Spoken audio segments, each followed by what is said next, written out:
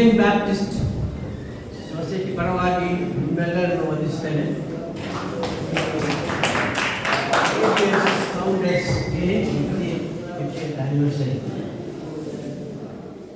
ಯೇಸು ಸ್ವಾಮಿ ಲೋಕದಲ್ಲಿದ್ದಾಗ ಹಗಲೆಲ್ಲ ಆತನ ಸೇವೆ ಮಾಡ್ದ, ರಾತ್ರಿ ಎಲ್ಲ ಪ್ರಾರ್ಥನೆ. ಹಗಲೆಲ್ಲ ಸೇವೆ, ರಾತ್ರಿ ಎಲ್ಲ. ಅದು ನಮಗೆ ಒಂದು ದೊಡ್ಡ ಮಾತು. ಅದು ಮಾತ್ರಲ್ಲ, ನಾವು ದೇವರ ವಾಕ್ಯವನ್ನು ಓದಿದ್ದೀವಿ, ಕೇಳಿದ್ದೇವೆ. ತಂದೆ, ಮಗ ಮತ್ತು ಪವಿತ್ರಾತ್ಮ ಎಲ್ಲ ಒಟ್ಟಿಗೆ ಇರೋದ್ರ ನಾವೆಲ್ಲ ಒಟ್ಟಿಗೆ ಇರ್ಬೇಕಂತ ಪ್ರಾರ್ಥನೆ ಮಾಡ್ತಾರೆ. ಒಟ್ಟಿಗೆ ಇರೋದು ಮಾತ್ರಲ್ಲ, ಒಬ್ಬರಿಗೊಬ್ಬರು ಪ್ರೀತಿಸಬೇಕಂತ ಆ ಪ್ರಾರ್ಥನೆ ಮಾಡ್ತಾರೆ. ಪರಲೋಕದಲ್ಲಿ ದೇವದೂತರುಗಳು ಹೇರಳವಾಗಿದ್ದಾರೆ. ದೇವರು ಪರಲೋಕದಲ್ಲಿರುವ ದೇವದೂತರು ಉಂಟು ಮಾಡುವಾಗ ವಿಶೇಷವಾಗಿ 3 ದೇವದೂತರು ಉಂಟು ಮಾಡ. ಒಬ್ಬ ಗಬ್ರಿಯೇಲ್, ಅವನು ಹೇಳ್ಬೇಕಾದ್ರೆ he was in the department of communications ಅಂತ. ದೇವರು ಕೊಡುವ ಸಂದೇಶವನ್ನ ಜನರಿಗೆ ತಲುಪಬೇಕು, ಆ ಡಿಪಾರ್ಟ್ಮೆಂಟ್ ಆಯಪ್ಪ ಗಬ್ರಿಯೇಲ್. ಆಮೇಲೆ ಮಿಕಾವೇಲ್, he was in charge of the defense department. ಯುದ್ಧ ಮಾಡೋದು, ಜಯಿಸೋದು ಯುದ್ಧವನ್ನು. ಮೂರನೇವನು ಲೂಸಿಫರ್ ಬಂದು, he was in charge of worship. ಮೂರು ತರ ದೇವದೂತರುಗಳು, ಅವರೆಲ್ಲ ಜವಾಬ್ದಾರಿಯನ್ನು ದೇವರು ಕೊಟ್ಟಿದ್ರು. Communication, defence and worship. ದೇವರ ಸನ್ನಿಧಿಯಲ್ಲಿ ವರ್ಷಿಪ್ ಮಾಡುವ ದೊಡ್ಡ ಅಧಿಕಾರವನ್ನ ಆ ಲೂಸಿಫರಿಗೆ ಕೊಟ್ಟಿದ್ದ. ಯೆಶಾಯ 14ನೇ ಅಧ್ಯಾಯದಲ್ಲಿ ನಾವು ಓದುವಾಗ ಆ ಲೂಸಿಫರ್ ಬಗ್ಗೆ ನಾವು ನೋಡ್ತೇವೆ. ಸೌಂದರ್ಯವಾಗಿದ್ದ, ಆತನೇ ಹಾಡುಗಳನ್ನು ಕಟ್ಟೋದು, ಮ್ಯೂಸಿಕ್ ಮಾಡೋದು ಎಲ್ಲ ಇನ್ಚಾರ್ಜ್ ಅವನಿಗೆ.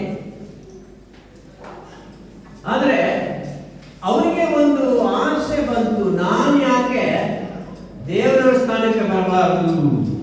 ನಾವು 3 ದೇವತೆಯಲ್ಲಿ ಒಬ್ಬರು ಏನ್ ಮಾಡ್ತಾರೆ, ದೇವರ ವಿರುದ್ಧವಾಗಿ ಅವನು ಅಲ್ಲಿ ಕೆಲಸ ಮಾಡ. ಅದು ಮಾತ್ರ ಅವ್ರು ತುಂಬಾ ಜನರು ಸೇರಿಸ್ಕೊಂಡ್ಬಿಟ್ಟು, ಕೆಲವರು ಸೇರಿಸ್ಕೊಂಡ್ಬಿಟ್ಟು ಅವನ ಕಡೆ. ಈ ದೇವರು ಗೊತ್ತಾದ್ಮೇಲೆ ಅವನನ್ನ, ಅವನ ಸಂಗಡಿಗರನ್ನ ಕೆಳಗೆ ಬೆಳೆಸ್ತ. ಅದಾಗುವ ರಿಸಲ್ಟ್. ಯಾಕೆ ಅವನಿಗೆ ಗರ್ವ ಬಂದ್ಬಿಡ್ತು. ಒಳ್ಳೆ ಅವನ ಸೌಂದರ್ಯ, ದೊಡ್ಡ ಜವಾಬ್ದಾರಿ, ಗರ್ವ ಬಂದ್ಮೇಲೆ ಅಲ್ಲಿರೋದಕ್ಕೆ ಅವನಿಗೆ ಯೋಗ್ಯತೆ ಇರಲಿಲ್ಲ. ದೇವರು ಕೆಳಗೆ ಹಾಕಿ ಇವಾಗ ಅವನು ಎಲ್ಲಿದ್ದಾನೆ, ಅವನು ಮತ್ತು ಅವನ ಸಂಗಡಿಗರು ಎಲ್ಲಿದ್ದಾರೆ, ಮಧ್ಯ ಆಕಾಶದಲ್ಲಿ ಕೆಲಸ ಮಾಡ್ತಾರೆ.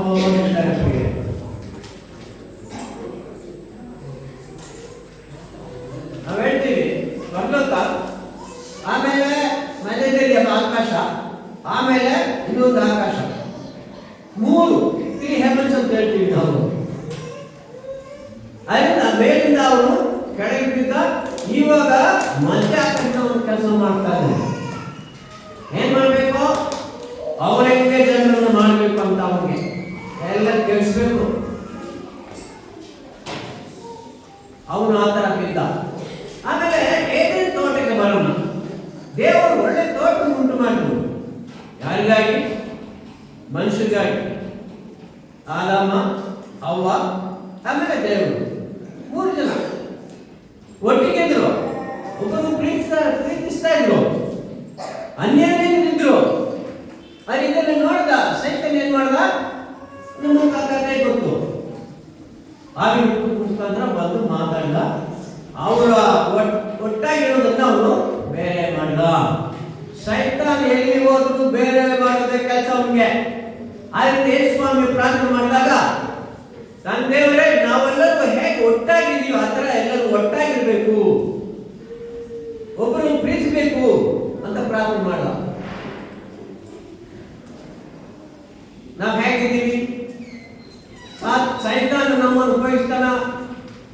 ಕುಟುಂಬಗಳಲ್ಲಿ, ಸಭೆಗಳಲ್ಲಿ, ಬೇರೆ ಬೇರೆ ಕಡೆ ಅನ್ಯೋನ್ಯತೆ ಇಲ್ಲ, ಐಕ್ಯತೆ ಇಲ್ಲ, ಏನೇ ತೋಟ. ಆಮೇಲೆ ಅಡವಿಗೆ ಬರೋಣ. 40 ವರ್ಷ ಐಗುಪ್ತದಲ್ಲಿ, ಅಲ್ಲಿಂದ ಬಂದ ಇಸ್ರೇಲ್ ಜನಾಂಗವನ್ನ ಮೋಶೆ ನಡೆಸ್ಕೊಂಡ್ ಬಂದ. ಆರೋನಿಂದ ತಂಗಿ ಮಿರಿಯಂ ಮತ್ತೆ ಮೋಶೆ, 3 ಜನ. ಅವರಿಬ್ಬರು ಏನ್ ಮಾಡಿದ್ರು? ಮೋಶೆ ಮುಖಾಂತರ ದೇವರು ಮಾತಾಡ್ತಾರೆ, ನಮ್ಮ ಮುಖಾಂತರ ಮಾತಾಡುವ ಮಿರಿಯಂ. ನೋಡಿ ಹೆಂಗೆ ಸೈತಾನ್ ಮೂರ್ಪಡಿದ್ರು ಒಳಗೆ ಅನ್ಯೋನ್ಯತೆಯನ್ನ, ಐಕ್ಯತೆಯನ್ನ, ಪ್ರೀತಿಯನ್ನ ಕೆಡಿಸೋದಕ್ಕೆ ಹೆಂಗೆ ನೋಡ್ಬಿಡ್ತಾನೆ. ಆಮೇಲೆ ಏನ್ ಮಾಡಿದ್ರು ದೇವರು? ಇಷ್ಟ ಆಯ್ತು, ನೀನು ಎಷ್ಟು ಬಾಯಿದೆ, ನೀನು ಮೋಶೆ ನನ್ನ ಮುಖಾಮುಖವಾಗಿ ಮಾತಾಡೋ ವ್ಯಕ್ತಿ, ಅವನ ಬಗ್ಗೆ ಈ ತರ ಮಾತಾಡ್ತೀಯಾ ಅಂದ್ಮೇಲೆ ಏನಾಯ್ತು? ಕುಷ್ಠರೋಗ ಬಂದ. ಒಟ್ಟಿಗೆ ಇರೋದನ್ನ ಸೈತಾನು ಇಷ್ಟಪಡಲ್ಲ, ಬೇರೆ ಮಾಡಬೇಕು. ಅದ್ರ ಮುಖಾಂತರ ದೇವರ ರಾಜ್ಯ ಕಟ್ಟೋದಕ್ಕೆ ಅವನು ಹಂಡಿ ಮಾಡ್ತಾನೆ. ಆದ್ರೆ ಬೇರೆ ಅಲ್ಲಿ ನೋಡ್ತೀವಿ. ಆಮೇಲೆ ಹೊಸ ಒಡಂಬಡಿಕೆ ಬರೋಣ. ಪೇತ್ರ, ಯಾಕೋಬ, ಯೋಹಾನ, 3 ಜನ. ಎಲ್ಲೆಲ್ಲ ಏಸಪ್ಪ ಹೋದ್ರು ಅಲ್ಲೆಲ್ಲ ಕಟ್ಟಿದ್ರು 3 ಜನ ಮಾತ್ರ. ಆದ್ರೆ ಅವ್ರು 3 ಜನ ಒಟ್ಟಿಗಿದ್ದಾಗ ಯಾಕೋಬ ಮತ್ತು ಯೋಹಾನ ತಾಯಿ ಏನೇನ್ ಮಾಡಿದ್ರು? ಯೇಸುಸ್ವಾಮಿ, ಈ ಪರಲೋಕಕ್ಕೆ ಬಂದ್ಮೇಲೆ ನನ್ನ ದೊಡ್ಡ ಮಗ ಆಗಿ ಕೂತ್ಕೋಬೇಕು, 2ನೇ ಮಗನಿಗೆ ಕೂತ್ಕೋಬೇಕು. ಏನಾಯ್ತು? ಆಸೆ ಒಳ್ಳೆಯದು, ದುರಾಸೆ. ಅದು ಮಿಕ್ಕಿರೋದ್ರ ಗತಿಯೇನು? ನಿಮ್ಮೊಬ್ಬರು ಮಾತ್ರ ಕೂತ್ಕೋಬೇಕಾ? ಬೇರೆ ಗತಿಯೇನು? ಇದೇನಾಯ್ತು? ಅವರೊಳಗೆ ಶಿಕ್ಷಣದಲ್ಲಿ ಬಿಡಿ ನೋಡ್ರಿ. ಅದರಿಂದ ಅವರ ಕೋಪ, ಕ್ರೋಧ ಅವರೊಳಗೆ ಒಗ್ಗಟ್ಟು ಹೋಯಿತು. ಯೇಸು ಸಮಯದಲ್ಲಿ ನೋಡ್ಬೋದು. ಅದರಿಂದ ಯೇಸು ನಾವು ಮಾಡಿದ ಪ್ರಾರ್ಥನೆಯಲ್ಲಿ ಅದೆಲ್ಲ ಗೊತ್ತು. ಯೇಸು ಸ್ವಾಮಿಗೆ ಗೊತ್ತು, ಹೆಂಗಿರ್ತಾರೆ ಅಂತ ಗೊತ್ತು. ಆದರೂ ಅವರನ್ನು ಪ್ರೀತಿಸಿ ಪ್ರಾರ್ಥನೆ ಮಾಡ್ತಾನೆ. ತಂದೆಯ ದೇವರೇ, ನಾವು ಒಟ್ಟಿಗೆ ಇರೋತನ ಈ ತರ ಇನ್ನೂ ಒಟ್ಟಿಗೆ ಇರಬೇಕು. ಅದು ಮಾತ್ರ ನಾವು ಒಬ್ಬೊಬ್ಬರು ಹೇಗೆ ಪ್ರೀತಿಸ್ತೀವಿ ಆತನು ಪ್ರೀತಿಸಬೇಕು ಅಂತ ಆತನಲ್ಲಿ ಪ್ರಾರ್ಥನೆ ಮಾಡ. ಆ ಪ್ರಾರ್ಥನೆಗೆ ನಾವು ಕೂಡ ಹೊರಗಾಗಿದ್ದೀವಿ. ಪ್ರಿಯರೇ, ಯೇಸು ಸ್ವಾಮಿ ಅವನು ಹೇಳಿದ ಹಾಗೆ ಅವೆಲ್ಲ ಪ್ರಾರ್ಥನೆ ಸೇವೆ ಮಾಡ್ತಾ, ರಾತ್ರಿ ಎಲ್ಲ ಪ್ರಾರ್ಥನೆ ಮಾಡ್ತಾರೆ. ನೋಡಿ, ಶಿಷ್ಯರೊಳಗೆ ಒಂದು ಒಗ್ಗಟ್ಟಿರಲಿಲ್ಲ. ನೀನು ದೊಡ್ಡವನು, ನಾನು ದೊಡ್ಡವನು, ನಾನು ಮುಂದೆ ಹೋಗ್ಬೇಕು, ಆ ಥರ ಅವನು ಆಡಳಿತ ಮಾಡ್ತಾ ಇದ್ರು.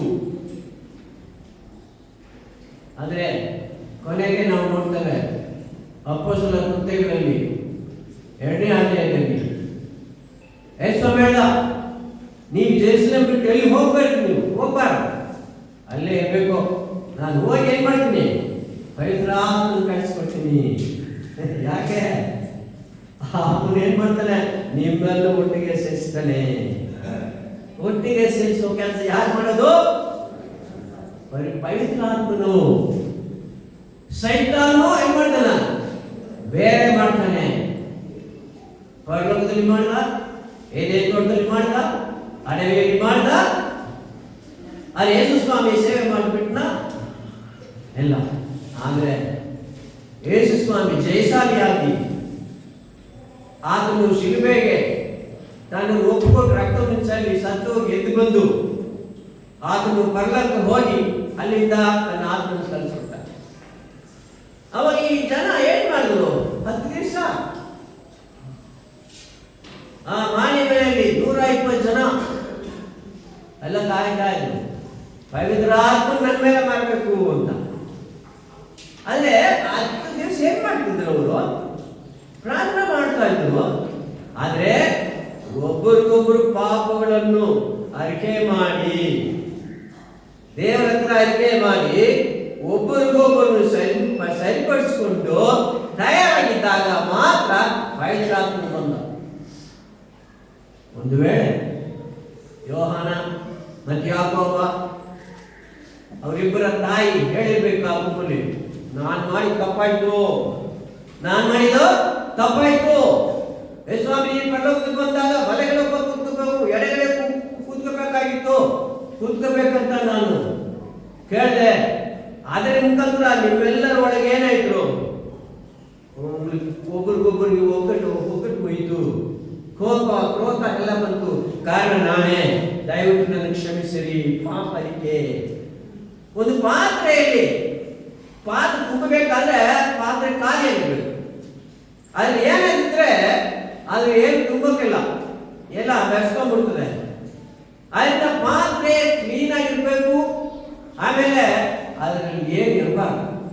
ಆದ್ರಿಂದ 120 ಜನ ಅಲ್ಲಿ ಪ್ರಾರ್ಥನೆ ಮಾಡ್ತಾ ಇದ್ದಾಗ ತಮ್ಮನ್ನು ದೇವರ ಮುಂದೆ ತಗ್ಗಿಸಿ, ಒಬ್ಬರ ಮುಂದೆ ಒಬ್ಬರು ತಗ್ಗಿಸಿ ತಮ್ಮನ್ನು ತಯಾರು ಮಾಡಿಕೊಂಡು ಪೇತ್ರ ಹೇಳಿರ್ಬೋದು, ನಾನೇ ದೊಡ್ಡವನು, ನಾನು ಮುಂದೆ ಹೋಗ್ಬೇಕು, ಒಳ್ಳೇದು ಹೋಗ್ಬೋದು.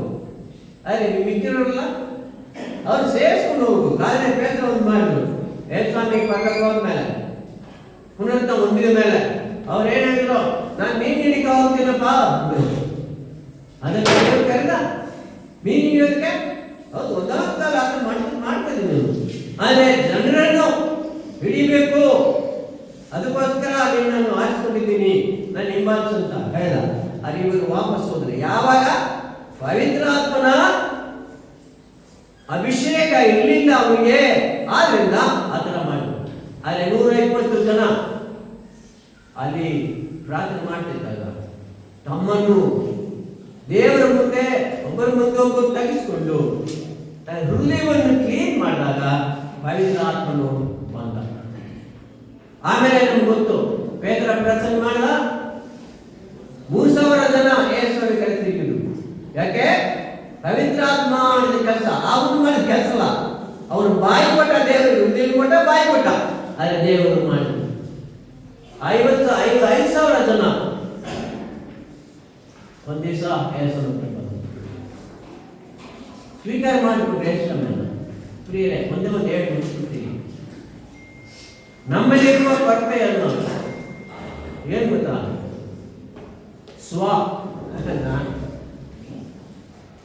ಅದೇ ಸೈತಾನ್ ಮಾಡಿದಲ್ಲಿ ಬರ್ಬೇಕು. ನಾನು ಬರ್ಬೇಕಂದ್ರೆ ಇಲ್ಲಿರುವ ನನಗೆ ಏನು ಯೋಗ್ಯತೆ? ದೇವರಿಗೆ ಪ್ರಿಯರೇ, ನಮ್ಮ ಸ್ವವನ್ನ ಶಿಲುಬೆಗೆ ಹಾಕಿಸ್ಬೇಕು. ಶಿಲುಬೆಗೆ ಹಾಕಿದ್ರೆ ಮಾತ್ರ ಸತ್ತನಂತ ಅವರು ಹೇಳಿದ್ರು. ನಮ್ಮ ಪ್ರಜ್ವಾಲ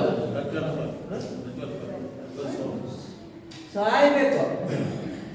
ಅದು ಹೆಂಗಾಗ್ತದೆ? ನಮ್ಮನ್ನು ತಗ್ಗಿಸ್ಬೇಕು, ಆದ ನಂತರ ಒಪ್ಕೋಬೇಕು. ಸ್ವಾಮಿ ನಾನಲ್ಲ, ನೀನೇ ನಾನು ಉಂಟು ಮಾಡಿದೆ, ಆದ್ರೆ ನಾನು ನಿಮಗೆ ಸ್ವಂತ, ನಾನು ನೀನು ರಕ್ತವನ್ನು ಕೊಟ್ಟು ನಾನು ಕೊಂಡುಕೊಂಡಿದೆ, ಅದು ನಾನು ನಿನಗೆ ಸ್ವಂತ, ನನ್ನವನ್ನ ಅಲ್ಲ, ನಾನಿದ್ದೆ. ನಾನು ನೀನು ಸ್ವೀಕಾರ ಮಾಡೋದು ಮುಂಚೆ ಆಗ್ತಿದ್ರೆ, ಇವಾಗ ನಾನಲ್ಲ, ನೀನೇ ತಿಳಿಸ್ಬೇಕು. ನನ್ನ ಮುಖಾಂತರ ನೀನು ಮಹಿಮೆ ಹೊಂದಬೇಕು. ನನ್ನ ಮುಖಾಂತರ ಸತ್ತೋಗ್ತಾ ಇರುವ ಜನ ನಿನ್ನ ಹತ್ರ ಬರಬೇಕು. ಆ ಥರ ನಮ್ಮನ್ನು ಒಪ್ಪಿಕೊಟ್ರೆ, ಅಂದ್ರೆ ಪಶ್ಚಾತ್ತಾಪಟ್ಟು ಏಸನ ಹತ್ರ ಪಾಪರಿಕೆ ಮಾಡಿ ಏಸನ ಸ್ವೀಕಾರ ಮಾಡಿಕೊಂಡು ಆತನ ಹೆಜ್ಜೆ ನಡೆದರೆ ಮಾತ್ರ ಆ ಥರ ಆಗ್ತದೆ. ಇಲ್ಲಿರುವ ನಮ್ಮಲ್ಲಿ ಎಷ್ಟು ಜನ ನಿಜವಾಗ್ಲೂ ಯೇಸು ಸ್ವಾಮಿ ಅರಿತಿದ್ದಾರೆ ಗೊತ್ತಿಲ್ಲ. ಇರ್ಬೋದು ಕೆಲವರು ಹೆಸರಿಗೆ ಚರ್ಚ್ಗೆ ಹೋಗ್ತೀನಿ, ನೇರವಾಗಿ ಓದ್ತೀನಿ, ಎಲ್ಲ ಮಾಡ್ತೀನಿ. ಆದರೆ ಪಾಪದ ಮೇಲೆ ಒಂದು ಜಯ ಇಲ್ಲ. ಈ ಇದರ ಮೇಲೆ ಯೇಸು ಪ್ರೀತಿಸ್ತಾನೆ ಹೇಳೋದಕ್ಕೆ ಒಂದು ಏನು ಆಸೆ ಇಲ್ಲ. ಪ್ರಿಯರೇ, ಯೇಸು ಸ್ವಾಮಿ ಬಯಸುವುದೇನು, ಪ್ರಾರ್ಥನೆ ಮಾಡಿದೇನು? ನಾವು ಒಟ್ಟಿಗೆ ನೋಡುವ ಹಾಗೆ, ನಾವು ಒಬ್ಬರೊಬ್ಬ ಹೆಂಗೆ ಪ್ರೀತಿಸುವ ತರ ಇವರೆಲ್ಲರೂ ಇರಬೇಕು ಅಂತ ಬಯಸ್ತಾರೆ. ನಮ್ಮನ್ನು ತಗ್ಗಿಸ್ಬೇಕು. ಕಾಕಿನಾಡ ಆಂಧ್ರದಲ್ಲಿ, ಅಲ್ಲಿಂದ ಒಬ್ಬರು ಡ್ಯಾನಿಯಲ್ ಅಂತ, ಅದ್ರ ಮುಖಾಂತರ ಬ್ಯಾಪ್ಟಿಸ್ಟ್ ಅವರು ಮದಕಾರಿ ಮಾಡಿದ್ರು ಯೇಸ್ವಾಮಿ. ಎಲ್ಲಿ? ತಮಿಳುನಾಡಲ್ಲಿ, ಆಂಧ್ರದಲ್ಲಿ, ಕರ್ನಾಟಕದಲ್ಲಿ. ಏನ್ ಮಾಡಿದ್ರು? ತನ್ನನ್ನು ತಗ್ಗಿಸಿದ್ರು. ಒಂದ್ ದಿವಸ ಏನ್ ಮಾಡಿದ್ರು? ನನ್ನ ಫ್ರೆಂಡ್ ಯಾರೊಬ್ರು, ಅವರು ಹಿಂಗೆ ಇದ್ದವರು. ಹಾಗೆ ಅವ ಏನ್ ಮಾಡಿದ್ರು? ಹೋಗಿ ಕಾಲನ್ನು ಹಿಡಿದು ಕ್ಷಮೆ ಕಳೆದಂತ ಇದೆಯಲ್ಲಪ್ಪ ಲಕ್ಕಿಕೆ. ಇಲ್ಲದಿದ್ರೆ ನಾವು ದೇವರ ಸೇವೆ ಮಾಡಿ ಪ್ರಯೋಜನ ಇಲ್ಲ. ಹೇಳ್ತೀನಿ ನಾನು, ನಮ್ಮನ್ನು ತಗ್ಗಿಸ್ತೇವೆ ನಾವು.